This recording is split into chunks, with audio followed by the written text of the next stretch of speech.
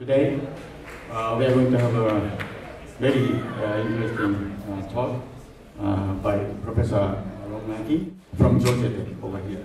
So please start your talk. Thank you.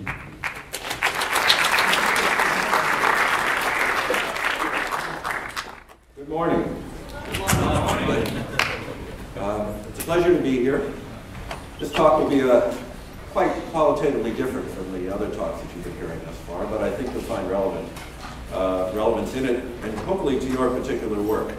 I struggled actually with the title, and what I struggled with in the title was where to put the not, because many people might say that's not grammatically correct. It should have been how not to build a Terminator instead of how to not build a Terminator. But there are reasons underlying that, because I was talking about not building a Terminator in this particular case. And defining what a Terminator is an interesting thing as well too, and maybe we'll talk a little bit about that. But then, who am I to tell you anything about a Terminator? I didn't write the movie or anything. Oh, I have some street credibility in this particular space. The book I wrote in 2009, the only literary prize I was ever nominated for was for the oddest title of the year. It was Governing Lethal Behavior in Autonomous Robots. This is actually the outcome of an Army Research Office project, a 3-year project. And notice in the nomination it said, the essential guide to any owner of a T-1000. Can any of you say that about your work? No. Okay, so that's an important aspect of this. I did lose the competition, nonetheless, to a book called Inventors in Crocheting with Hyperbolic Planes. Go figure, okay? So first I want to start by talking about the DARPA Robotics Challenge. We all know that that is motivated by urban seek and destroy. Oh no, I meant urban search and rescue. Right? Urban search and rescue. Look at the task there. I mean, isn't that for search and rescue kinds of things as well too? And indeed, there are many different realms. For example, traveling dismounted through various terrains. Notice the removal of debris blocking the way. Here we have opening doors, entering building, breaking through a wall. I mean, there are ways in which it can be considered to do that. We have climbing ships, ladders, and stairs as well too. All these different tasks are motivated, perhaps, by the DARPA Research Challenge or vice versa. I don't know. We have to ask the originators of that. And we'll have a workshop tomorrow as well too, I believe, to ask the organizers of that. What were they thinking? And finally, drive a utility vehicle and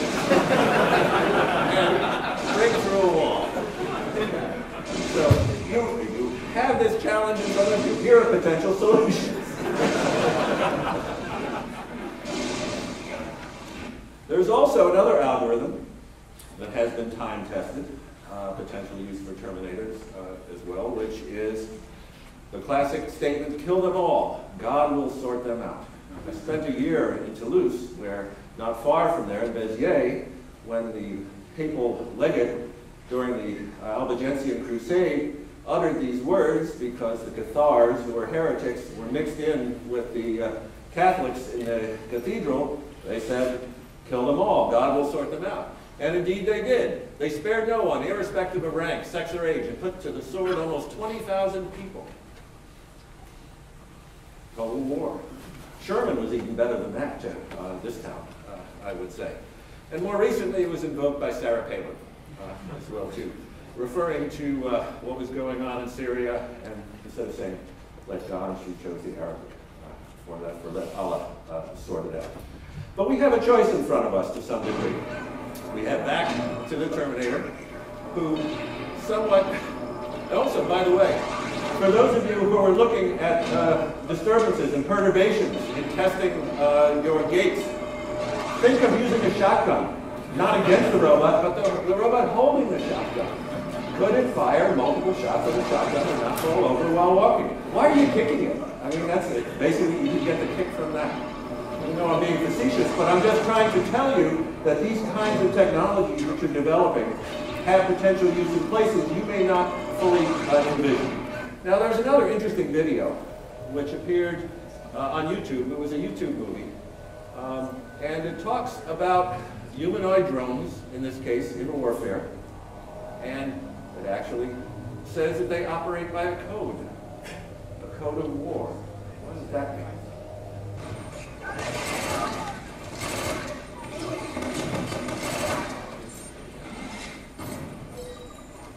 Notice the identification here, distinction of unarmed civilians.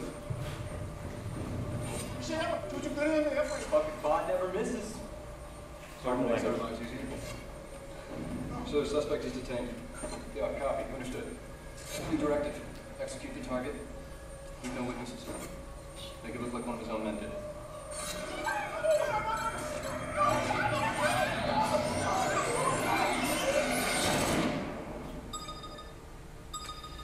Well, actually, his memory was not corrupted by the robot itself. It was corrupted by those who were about to commit a war crime in this particular case. That robot was given the authority to refuse an unethical order. Interesting thought. Could we potentially achieve that? Maybe. I'll talk a little bit more about that in a little bit. But let's look at various points of view which can be brought to bear if you would not like to create a Terminator. If you'd like to create a Terminator, I would contend keep doing what you're doing, because you are creating the component technologies for such a device. And if you do not think of the ethical ramifications of what you're doing, someone, somewhere, someday will put your work, if it's any good, to work in a military system. You need to live with that. You need to understand that. And so how can we potentially avoid that? Well, there's several different points of view. I'll talk about them. I have had interaction with several of these groups, briefing the assembly in Geneva of the International Committee of the Red Cross, which are the Geneva Conventions folks, being on an expert panel for the UN Special Rapporteur on extrajudicial executions. There's a big world out there, and this world is listening and paying attention to the consequences of what we are creating as a community. You need to know that. And you might want to have a voice in what's being said regarding that. We'll talk about that a little bit more. But many of you probably think that this was all solved, right? Isaac told us a while back of the 4 laws of robotics. But while it was an excellent literary device and it showed ultimately the failings of certain types of laws, that's what made it interesting reading. If it actually worked all the time, it wouldn't have made for much of a novel, or short stories in this particular case. But many of us, including philosophers, who I have found myself embedded with heavily lately, because that's the ethics community, view that this is an unacceptable solution, an unworkable solution. So we as romantics, are we romantics? If we were romantics, would adhere potentially to this perspective, but the point is, very few people believe it is pragmatic. So, let me turn to another fellow, Norbert Wiener. Most of you know him as the father of cybernetics, right? Most of you don't know, or perhaps many of you don't know, that he was a technoethicist, one of the first, indeed one of the major prizes in ethics in the scientific community is named after him. There's a celebration by the philosophy community up at MIT next year for his 50th anniversary of his death. He was rather strong and vocal in his statements. He said things like, "We have contributed to the initiation of a new science which embraces technical developments with great possibilities for good and for evil. The lords of the present science are nothing more than apprentice sorcerers fascinated with the incantation which starts a devilment that they are totally unable to stop." Is that you?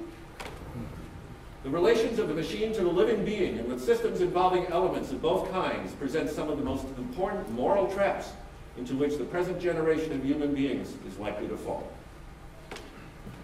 What happened? He basically, in my interpretation, oh, by the way, there's an excellent book called The Dark Hero of the Information Age, which talks, it's a biography of him, and talks about these particular issues. But basically, he condemned all his colleagues, any that were taking money from the military in particular, and basically called them evil. That didn't sit too well with his academic colleagues. I think you would feel uncomfortable if there was someone down the hall doing that to you, and also his sponsors.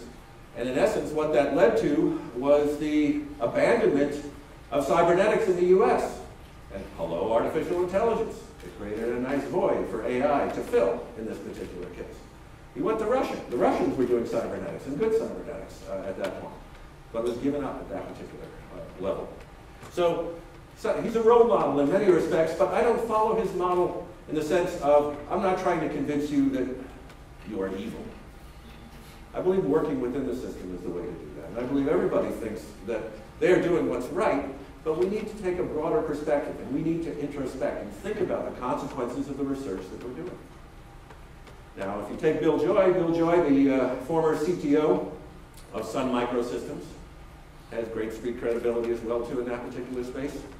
He wrote this article in April 2000 in Wired, which I would say is required reading for everybody. It was inspired by his reading the Unabomber Manifesto, which basically called for the relinquishment of research into 3 fundamental technologies: genetic engineering, nanotechnology, and robotics.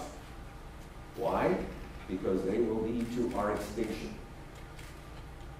I don't necessarily agree with that, but it's an interesting perspective nonetheless. He talks about biological species never survive encounters with superior competitors. Biological humans would be squeezed out of existence. We are on the cusp of the further perfection of extreme evil. We would be more secure if we did not pursue them. So is there a future in robotics for you? What if someone suddenly comes up, pick a conservative organization of your choice, and says that robotics is the worst thing for the planet? What would you do? What would you say? Or should you say something before that? We keep talking about the good of robotics, but we also have to acknowledge the potential for evil and the potential for being used in a variety of different ways. Like I say, I think we can manage the development, but we need to do it carefully and understand it as we move forward.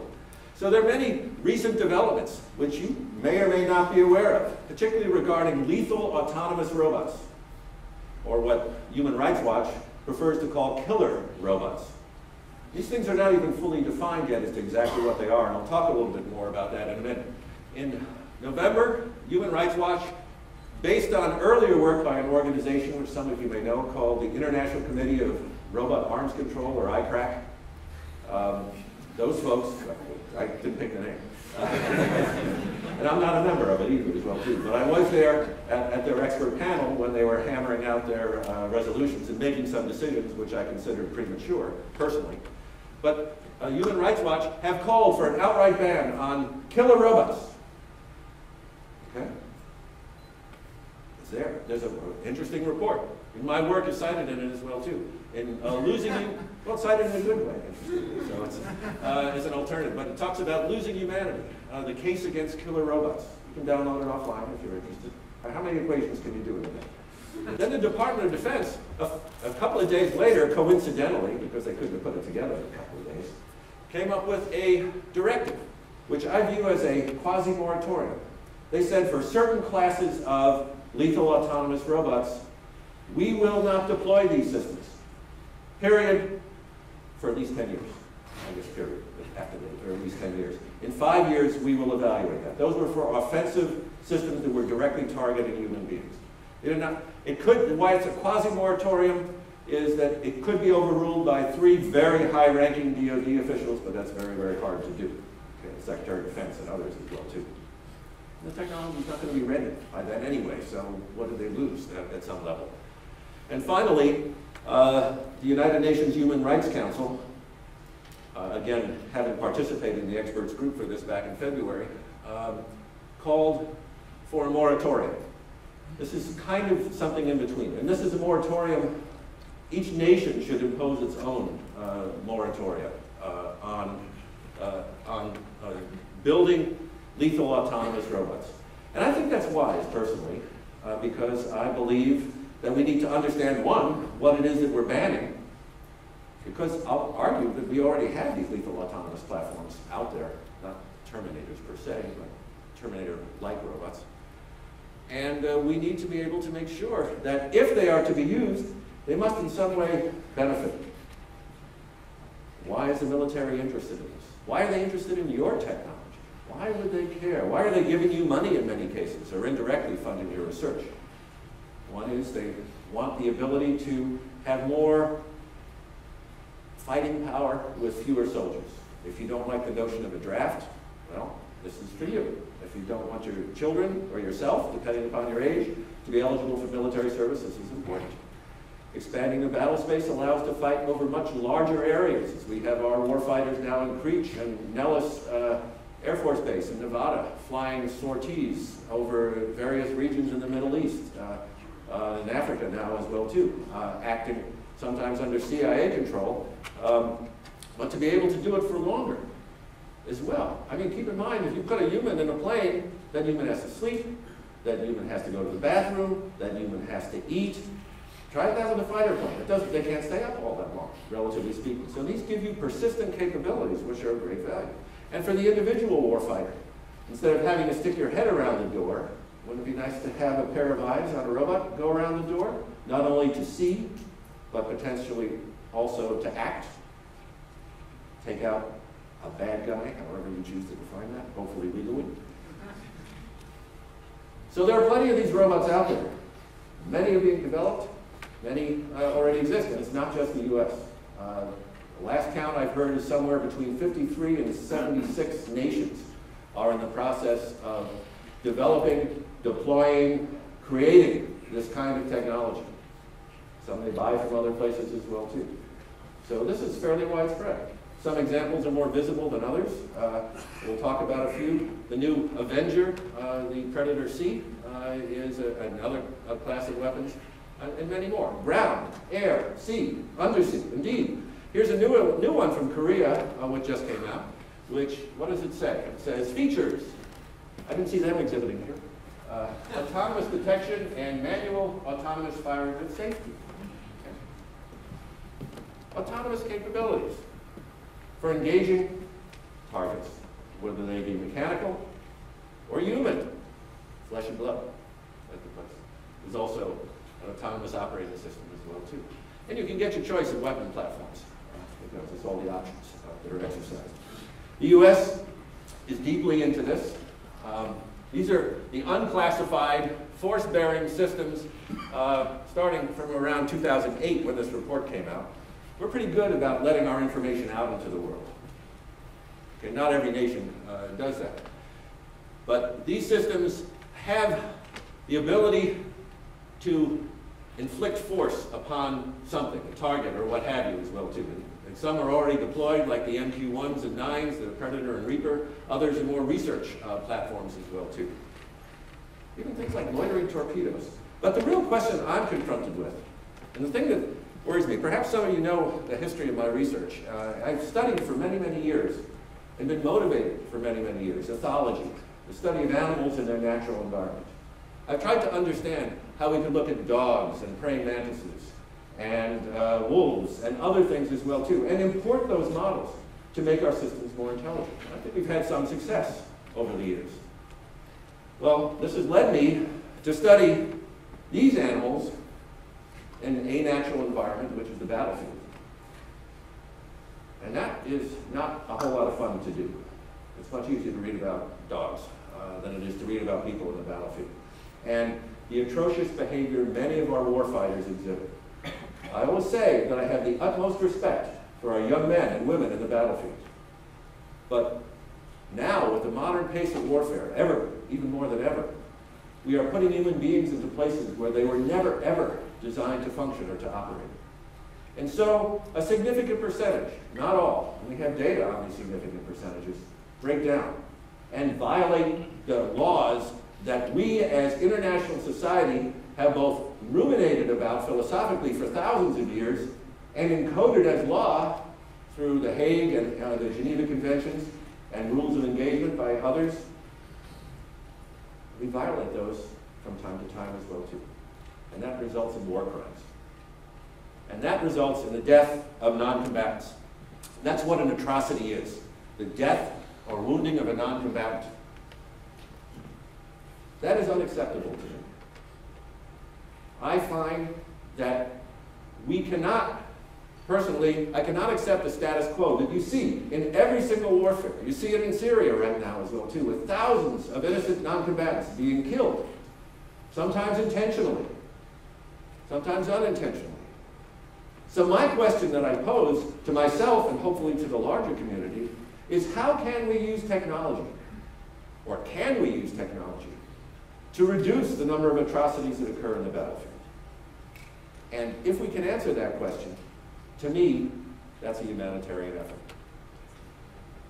So, there are two major assumptions in the work that I have done. One is that warfare will continue. And I encourage pacifists, wherever you are, whoever you are, to continue the effort to stop warfare. But history, somewhat, all recorded history, speaks against our ability to be able to do that. But if we can reduce the risk of entering into warfare, which if you study just war theory, it's referred to as jus ad bellum, the entry into warfare, that's an important thing. But I'm focusing on, once we're in warfare, how do we adhere to the laws of war, the rules of engagement that we have, as oxymoronic as it sounds, said is perfectly legal and acceptable to kill each other. This is signed and ratified by most nations on the face of the planet. I learned this from the first international symposium in roboethics, where I was sitting in the audience, and I was honored to be there, and sitting in the audience, and I listened to someone from the International Committee of the Red Cross telling us the right caliber of bullet to kill people with. I didn't know there was the right caliber of bullet to kill people with. Slow, fat bullets are the ones you do, not high-speed, small bullets. And it has to do with the size of the exit wound, with the humanity component of just war. You have to be able, if you're wounded, you have to be able to recover from that wound. It's interesting. I mean, you can kill, but you can't kill everybody. There's very strange things that I don't fully have my head around in those laws, but nonetheless, they are the case. But the second assumption of the work is that lethal autonomy is inevitable. And why do I say that? Well, I say it because it's here now. It exists. And depending upon your definition of what a robot is, Matt Mason was here, I still call him on his definition of a paperweight being a robot. I would say that even simple things like anti-personnel landmines are robots. They sense and they actuate. They actuate indiscriminately, so I'm not saying they're moral. Some nations have signed the most nations have signed the Ottawa Accords, but not the US, Russia, or China, among others as well too, because they're indiscriminate. We can't tell if that's a child or if that's a warfighter that's stepping on that particular system. There's other systems which are more obvious, such as the Phalanx system, which was deployed on Aegis-class cruisers. In the old days, if you turned on, in World War II, you could say, Captain, I see a bogey at 3 o'clock. Send up some fighters, we'll see what it is, and then determine whether to engage it. Right now, with supersonic sea-skimming missiles, the only decision the captain can make is to whether to turn the system on or keep it off in the auto mode operation. There's no time to ask the captain, should we fire? This system was also, interestingly, deployed in the Green Zone in Iraq, which was used to shoot down incoming mortars into that particular area. I'm not sure much attention was paid to where the ordnance landed after it was emitted. Maybe it was, I don't know. And other systems, even the Patriot missile. Patriot missile, there's a human operator there. It picks a target. The operator has 9 seconds to turn it off. There's a red button that comes on. Push the button in 9 seconds. How can you make an informed decision in 9 seconds, whether that's a legitimate target or not? Or is that human just being set up to take the fall for the responsibility as the last person in the kill chain for this? That was a question. So I'm just putting all these things here. And the other issue, of course, is the tempo of warfare itself. We, as roboticists, we as lords of the science, are making warfare faster and faster and faster. This is a consequence of the work that we do. This means that intelligence, autonomy, is being pushed closer and further down to the so-called tip of the spear, where we are relegating authority to make these lethal decisions to machines. And whether it's a fire and forget system, which is like the Harpy in Israel, which looks for a radar signature and then engages a target on the ground without asking anybody, or it's an undersea a loitering torpedo like you saw in Hunt for Red October, which is just going around and waiting for a big hulk of metal that has a certain signature. Fortunately, there are not too many things down there that look like submarines other than submarines with particular characteristics. So the discrimination is feasible. But these things, again, are changing and challenging the way humans are engaged in warfare. And I don't see any change in that. This notion of a human in the loop to me has always been a bit of a red herring, because there's always a human in the loop unless you're going to allow robots to declare war for us, which I don't think we're about to do. But you may task a robot at a high level. But the definition of lethal autonomy here is different than that of a philosopher. The philosopher refers to autonomy in the sense of moral agency of free will. Does the robot really bear responsibility for its actions and have a true understanding of what it's doing? But as roboticists, we're dealing with a different definition. We're dealing with the ability to designate and engage a target. In other words, to pull the trigger. That's all. Given that particular authority. Now, the trends in autonomy, according to a DoD chart, an acquisition chart, are interesting. It shows one thing that's important to recognize, I feel, which is that there is no discontinuity in that curve. Someone invented the positronic brain. Maybe there'll be a big discontinuity, right? And I don't think someone's going to, unfortunately for Isaac again, invent the positronic brain. What it speaks to is the insidious nature of autonomy. We're getting it slowly. There was a group when genetic engineering first came about, and the ability to do recombinant DNA in the 1970s. The bioethics community called for a moratorium on their research. They recognized, oh my God, we have a new technology. We might be able to clone human beings. We better step back and get philosophers and people from the public and bioengineers and politicians all together to talk about this. We don't have any such discontinuity. But still, maybe we should talk. I think we should. I think that's part of the role of the society as well, too, to be able to engage and foster those discussions. And instead of letting others do it for us, that's exactly what we're doing right now. We are relegating the authority about the future of our own technology to others. That's not right. We need to take ownership of that. We need to share our vision with these people.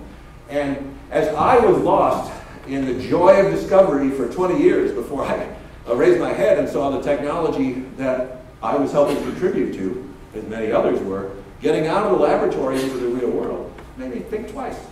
And I'm encouraging you not to wait 20 years, personally, to do that as well. So, historically, from a perspective of the project that I've been exploring, I asked this question. Should soldiers be robots? This is a rhetorical question, and everyone tries to answer this question, but please keep in mind it's purely rhetorical. Should they? What do we do to human beings to convert them to soldiers? We train them to kill, which is actually an unnatural act. We train them to be obedient and accept authority in ways that they would not otherwise. Should robots be soldiers? Could they be more humane ultimately than humans? Could they actually outperform humans from an ethical and moral perspective? And maybe it's not that hard. As I said, this is routine. These are some of the infractions from the US, but keep in mind again, this is everywhere, in every war. It happens all the time. You're hearing more of it perhaps thanks to CNN and others lately, but this is a sad phenomenon as well. Even last year alone, well, we had incidents again which are violations of the law. You know about, fortunately I forget his name, but the one who went out and just shot people in their sleep in Afghanistan. This happens. And it happens, finally the United States actually documented this. They did a scientific study evaluating the mental health and the ethical behavior of their warfighters through the US Surgeon General's office. First time any nation, to my knowledge, has ever done this scientifically. There have been other informal sociological studies that have been done previously, but this was a methodical study. And the numbers here, to me, are disconcerting. 45% of soldiers and 60% of Marines did not agree they would report a fellow soldier Marine if he had injured or killed an innocent non-combatant. That's a war crime right there. 70% of Marines and soldiers agreed or strongly agreed that all non-combatants should be treated as insurgents. No distinction, either for us or against us. Kill them all. God will sort them out. We can do better than that. And we can use technology ultimately to do better than that. But why? Why do people behave this way? There's been studies on this as well too. Again, this is very depressing reading. When I started reading this stuff, it's not, reading books killing civilians is not the most enjoyable thing to do. But it gives you insight into what the human condition is and when it's stressed beyond certain conditions. We have all these different things. But the bottom line is most of these, whether it's revenge, anger, whether it's immaturity, whether it's dehumanization, most of them are simply because we are human. That's why we do it. We're human beings. We make mistakes, we're fallible. Now, I'm not saying that robots are infallible, but I will say this. Don't we have a responsibility as scientists to make sure that we protect those that are most helpless and most undefended, which are these non-combatants in the battle space? How can we do that? I believe, as a research hypothesis, that ethical military robotics can help. And that's what I've been studying. I'm not saying it definitely can. I've had lots of discussions about this all around the world in many different fora regarding this, but the real question is, can we do it? Not easily. I'm not claiming that. But under what conditions? And under what sets of circumstances? So this is the underlying research thesis that I put out. Robots can ultimately be more humane than human beings in military situations. And is it really that hard to believe? I mean, we have robots that are faster or stronger, in some cases smarter if we take in Watson and others as well too. Can't, in certain circumstances, we create robots that will not suffer from the same pitfalls that humanity does? I think so. No one showed me otherwise yet. Convince me if you believe otherwise. So here's the answer. It's not my belief that any unmanned system will be perfectly ethical. But I do believe that we can outperform human warfighters in certain sets of circumstances, very narrow, bounded circumstances, where what's called narrow morality, bounded morality, where bounded morality holds, where you do not have to replicate the entire full moral reasoning capabilities of a human being. That's not necessary. You have to replicate, for situation-specific, context-specific situations, certain circumstances, like building clearing operations, where people are at risk and in great danger and sometimes very angry. Counter-sniper operations, certain types of very specialized systems which work alongside soldiers. So when I started working on this in 2006, there was this great Economist article that came out. But that, tongue-in-cheek as it is, kind of captured what I was trying to do. Where you have a predator there and it says, where do we plug in the ethics upgrade? How do we ensure when someone pulls a trigger, or the robot decides that it pulls a trigger, that it conforms with the laws of war and the rules of engagement?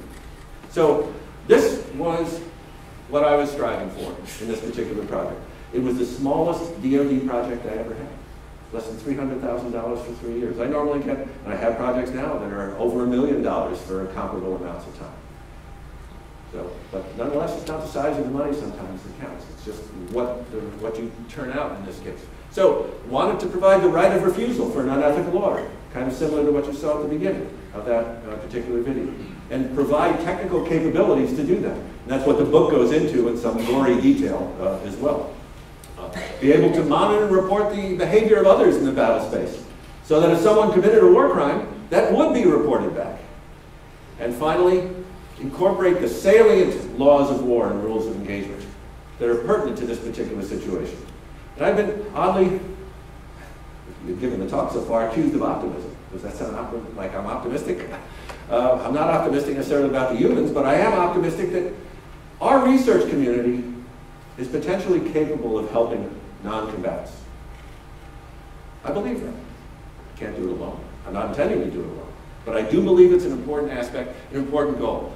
And we've made significant inroads. It's interesting as well that the Google motivation for the Google car is to save human lives. We've got to get the most dangerous things off of the roadway. Those are human beings. Get them out of the driver's seat. They drink, They're aggressive. Save lives, get the people out of there.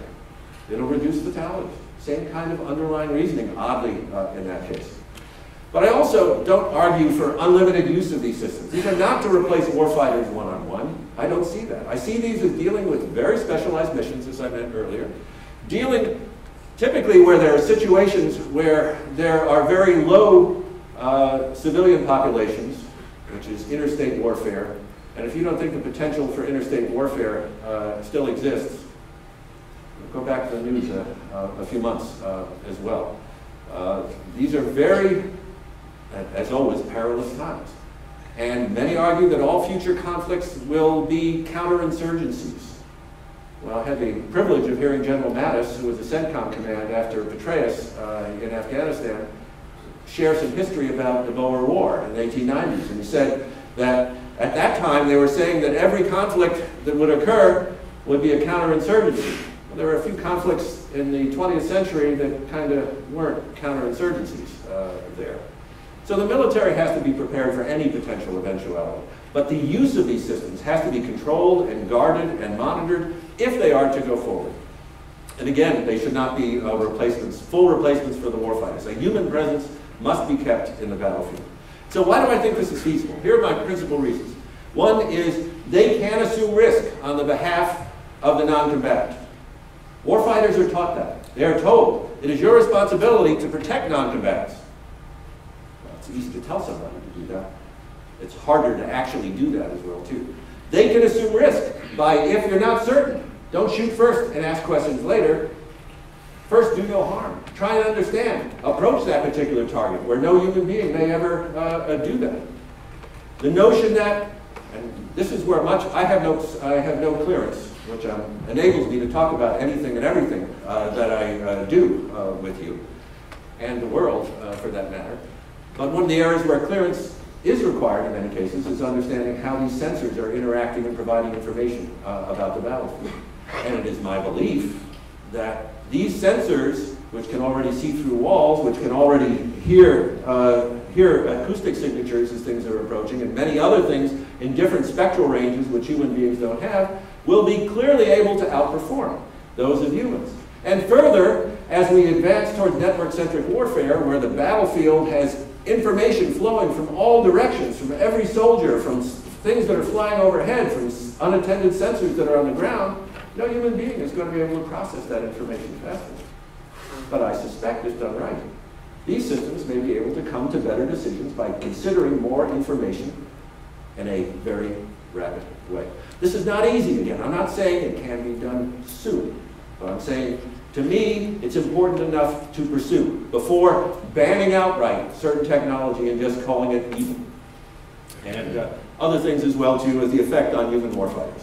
But as you might imagine, not everyone has agreed with me on this. And there have been many different reasons why people think this is a bad idea.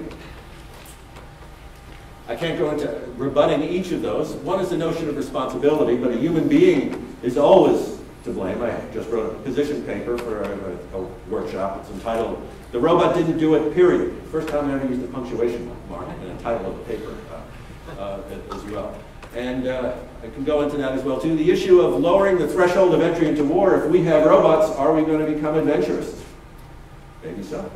But if we have any military asymmetric technology, are we going to become adventurous, whether it's cyber warfare or any of these things? So are we going to abandon all military advances in technology? Well, history would argue that that's not likely to happen. Some just say it's too hard. Well, it's too hard under certain circumstances, but the real question is, can we do it better than people? Maybe so, in certain limited circumstances. The effect on squad cohesion, the Band of Brothers effect, as it's called. How do we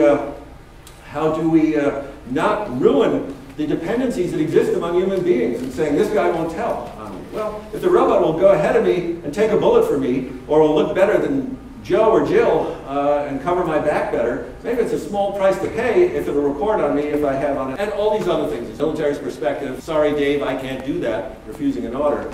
And the list goes on, but time prevents me from doing that. So to incorporate this, I'm going to go quickly because I'll be running out of time. We have a variety of different things that need to be represented, which are derived from just war theory, which are enshrined in the laws of war.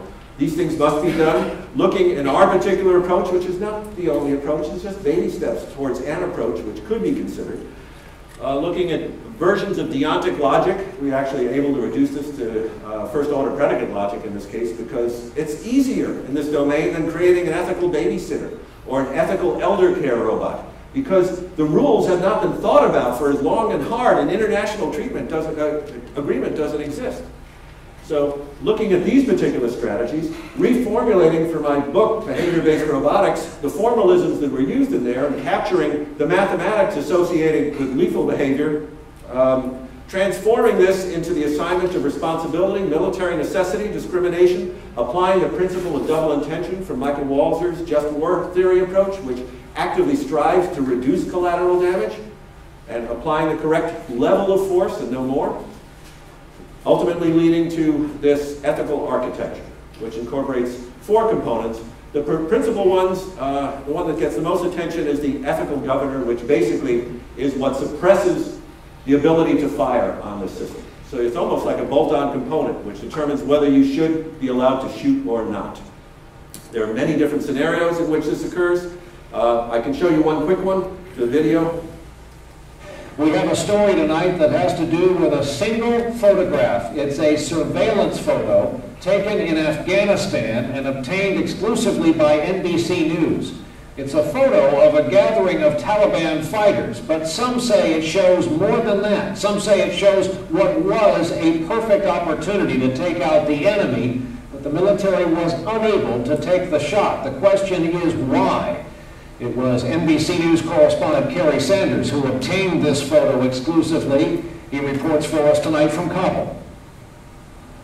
Brian, it took 5 days for the U.S. military to consider my request to declassify the photograph. It's a grainy still image that shows what some here in Afghanistan say was a lost opportunity to inflict serious damage on the Taliban. Army intelligence officers say the photo shows 190 members of the Taliban at a funeral 2 months ago. The U.S. Army claims among those in the formation, high-ranking members of the Taliban leadership. An unmanned armed predator like this one was spying on the group. Intelligence officers monitoring the scene in real time wanted to fire.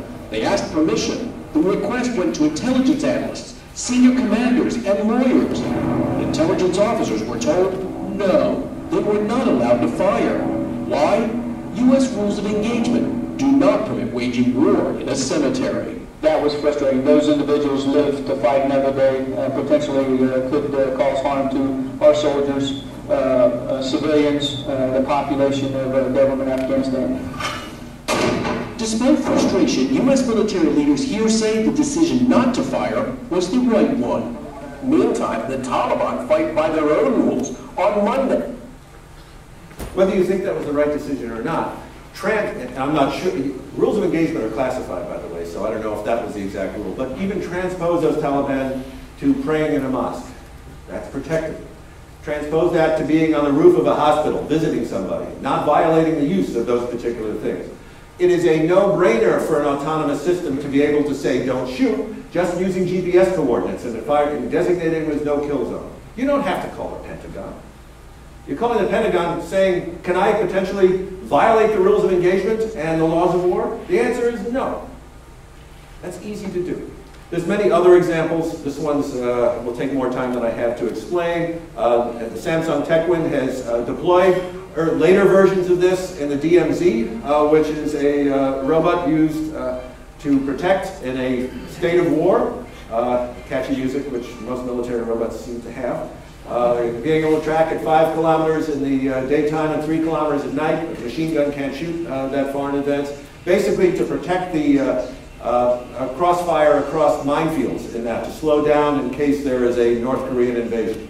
If you're interested in seeing some of the videos of the research that we've done, they are available on our website. You can just go to the Mobile Robot Lab and look under research or under the gallery and you'll find these particular things. And as I said, there's no easy way to answer all these questions. There are many challenging things that need to be solved before we can do that. Even the benchmarks and metrics associated with this. How can we show and demonstrate this? Is this a worthy goal? Is this appropriate? We need to talk about that. And finally, well, almost, quasi-finally, penultimately, in Wired, in the Danger Room, they actually talked about a secret report in Israel, which was potentially talking about sponsoring ethical algorithms for use in its Air Force as well, too. Again, you're not going to tell people how you're going to fight. So if you're going to use this, you're not going to broadcast, I'm going to do it this way. You have to be careful about that. And finally, if the thought of robots killing people disgusts you so much, there is something in international humanitarian law, just the mere thought of it, called the Martin's Clause, which some are trying to invoke, saying it violates the requirements of the public conscience. So if the public can have a conscience and articulate it, maybe if the lawyers can agree upon it, this could work in banning lethal autonomous robots, whatever they may be. This has not been used to date. So last lesson for you folks, from me, okay? You can ignore it. Sometimes my students do, but here you go. Don't run from these issues. Don't turn your back on them. Recognize that we have difficult ethical issues associated with the creation of this technology in many different dimensions. Many. Roboethics is very broad, but this is the military one. Also recognize, as I said before, someone, somewhere, someday will put it to use in a military system. Doesn't matter if you take the military funding or not. If you have a good algorithm that I saw up here, there'll be someone that will take that paper and put it to work. You need to be able to live with that. Okay? And if you say that's okay, it's okay with you. Just make sure that you come to grips with that knowledge. Always think about, what if you actually succeed at what you're trying to do at the highest level? What if you create the humanoid that you envision? Is that a good thing? Think about it.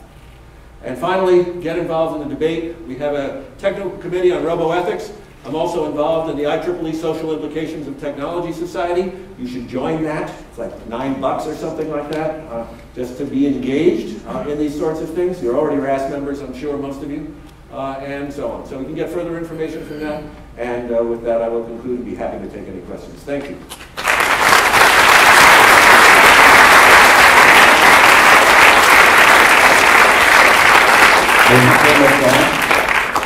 Okay, now it's the time of break. Yes, please.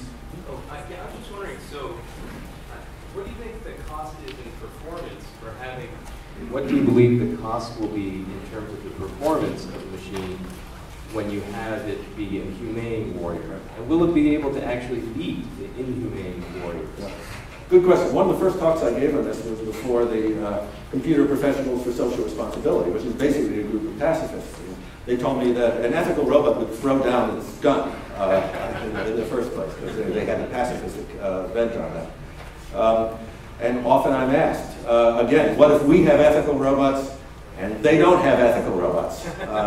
The real key is there's something called mission erosion, and you have to, if this is going to be adopted, you have to make sure it's lightweight, and mission erosion is not significantly affected, or it won't be used. It's as simple as that. But that scares me even more, because the potential for these systems going out there in an undisciplined, uncontrolled way could lead to potential dystopian outcomes. From a technical standpoint so far, do you believe that they can be comparable? Yes, in narrow bounded morality. Again, I'm not saying for general purpose. I'm not talking about replacing a GI. I'm talking about in situations like building clearing and other kinds of operations where you have limited reasoning, where you can take the time to do discrimination before you roll a grenade through the door. Those are the sorts of things where I think we can do better. We can do better. And it may put the robot at risk, but that's okay. A robot can be replaced. A civilian life when it's lost is gone. And a warfighter's life when it's lost is gone. So we need to figure out cost-effective ways to produce these as well. Okay, we have what else? Yes. No. You first. Oh, okay. Ron, so first of all, very compelling talk. I thought it was very, very good. I do have to admit I feel a little bit exploited. So maybe if I could extract a small licensing fee for that. Sure. Which is, if you could back up just a little bit to what a roboticist should do. Okay. And your point two, maybe discuss that a little bit more. It's very easy to pick on robots that are funded by the Defense Department, very easy to pick on a robot that looks like the Terminator. But in fact, I think, wouldn't you say that your point two points out that with dual use being everywhere, it really doesn't matter. If you're designing a robot for healthcare, for instance, the autonomy that it needs is actually in excess of what you would need for a robot. Exactly. Yep. So I agree with you. It doesn't matter what the source of funding is. But the point is you still have to live with that consequence. So it's not taking military funding, to me, that is the distinction. It's the actual creating of the knowledge that could potentially be used in healthcare robots, in search and rescue robots, and in military robots. I'm going in the reverse direction, as I mentioned to you earlier, where I'm actually taking this work and applying it in the context of healthcare for early stage Parkinson's and trying to preserve the dignity using the moral emotions between the caregiver and the patient. So dual use exists everywhere, but you need to know that. That's the important thing. As long as you can understand that. This is not a condemnation. This is just saying you have to understand what you're doing. And I tend not to be prescriptive in my points of view. At least I think I tend to not be prescriptive. But I do be prescriptive to the level of saying, I think each and every one of us should understand the consequences of the research that we're creating.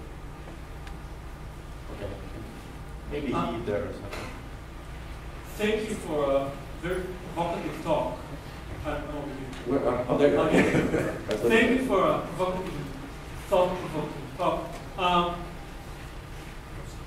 I want to push you in a more prescriptive direction, because as young people, PhD students, early career professors, you don't get tenure for thinking twice. So how can we make sure that our work, and a lot of work is done by the graduate students, how can we make sure that our work is not being exploited? That's an interesting question as well. And the question is, when should you choose to walk away from a project which you feel potentially uncomfortable in doing? I'm not sure I have a particular hard and fast answer to that, nor am I sure that I'm the right person to be asking that, having had my graduate students perhaps with some level of discomfort working on these projects. I think the most important thing is to share that information with your advisor. And if a student, for example, shared that with me, that I had a particular project that I was working on, and they were uncomfortable with that, I would work with that individual to find a other project or another advisor to be able to support them in that particular case. But you need to develop a conscience on your own to do that. And I think standing up to faculty members as appropriate is an important thing. Challenge them. Many are even thinking about these issues as well too. Maybe they would appreciate hearing from you and understanding your concerns. And they should have an answer for you, I would contend. But not all faculty follow strict ethical guidelines, even if they are prescribed by the society. So I think that's probably the best that I can do in this case. But you have to live with yourself more than you have to live with your faculty member. And so I would encourage you to listen to your own feelings first and then try and reconcile them with the external world. It's not, you can't take the thing as, I was ordered to do this as a defense, as is often used in a war crimes tribunal. Okay, maybe some over there, or the first one? Maybe the last time. Okay. Which one more? You should give Aaron a chance as well, too.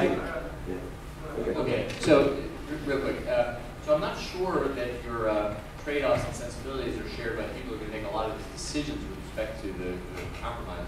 Remember there was an edict from Congress quite a while ago that I think it was 2015 actually, which is coming up, and something like 30% of the vehicles of the military were going to be autonomous, whatever. Yep. The Warner mandate was correct. So that sort of has vaporized a bit, and one of the reasons is, if you take a look at like a lot of our operations, they discovered that you could not lose any GI's lives by paying local people to drive the trucks that get blown up. And so if you go to a US convoy now, huge percentages of the people who are being put in harm's way, they're still human beings, they just happen not to be GIs.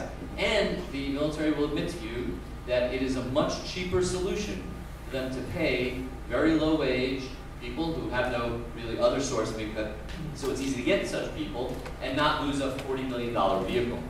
So that speaks to a particular mindset where cost of death is evaluated in a particularly mercenary way, and I'm not sure that it would come up supporting this notion of a highly mechanized robotics force, which would be very expensive. It could be very expensive. That alternative doesn't exist at this particular point in time. And I am not as certain as you are that the public, who the military will ultimately, and the government who's funding the military will ultimately be responsible for, will tolerate large numbers of civilian casualties as well. We have difficulty with that now in our Predator strikes, for example. You must know that it is not illegal to kill a civilian. It's not a war crime. What's a war crime is to, even if it's foreseen, but it's a war crime if you intentionally kill a civilian, okay? Putting a person at risk and perhaps giving them a job may be viewed as an employment opportunity. So there are trade-offs that may be there. I mean, our warfighters are at risk as well, too. So I don't have a hard and fast answer, but the government will have to come to grips with this technology and the trade-offs associated with civilian lives, military lives, and the cost of equipment, and even right now, the cost of R&D for these kinds of systems. So it's hard to assess what the final outcome will be, but we need to have a voice to guide that. And to me, civilian lives are worth as much as our military lives as well. Okay, thank you very much. So I think, okay, you're the last. You already said that your lecture was very inspiring. Can you just wave your hand so I can see you? Okay. There you go. Your lecture was very inspiring, and I was, my experience when I was postdoc, I saw many colleagues of mine looking for tenure tracks, and nowadays, as professors, are sorry for the word, but as of prostitution, because they are serving with science for this kind of massive, right? And as a result, I was reflecting what shall we do if we move to robotics domain. And in my position is, I coined a new term called social robotics. What does it mean? Not the robot engaged successfully with persons. It's the scientists developing machines for the good of mankind, namely ecology, health, and so on. And if you are in the dilemma to serve this purpose and lose what this guy said behind, positions or possible associate professors. So you have to decide and not prostitute yourself. So there's a plenty space and intelligence and devices to work with the right direction. Yes, well, there's many faculty. Ben Kuipers, for example, who is a Quaker, a very renowned AI and robotics professor as well, too, has never taken money from the military and has carved himself out a tremendous career. You can do it. So there's ways to do it. I agree with you totally, because there are resources and possibilities to move on. And if you take a look at the old literature, there is the Marxist literature, ethic of the scientist, which is to serve the mankind. Let me end with one last thing. I do feel, however, it is very important for me to be able, if we are continuing to put our young men and women in harm's way in these situations, I believe it is an important responsibility for me to give them the best equipment possible to conduct their mission, as long as it conforms to the ethical standards that the world has agreed upon. So some of us will actually believe there is a place for this kind of technology, and I would say that's myself as well. Okay, so thank you very much. So we already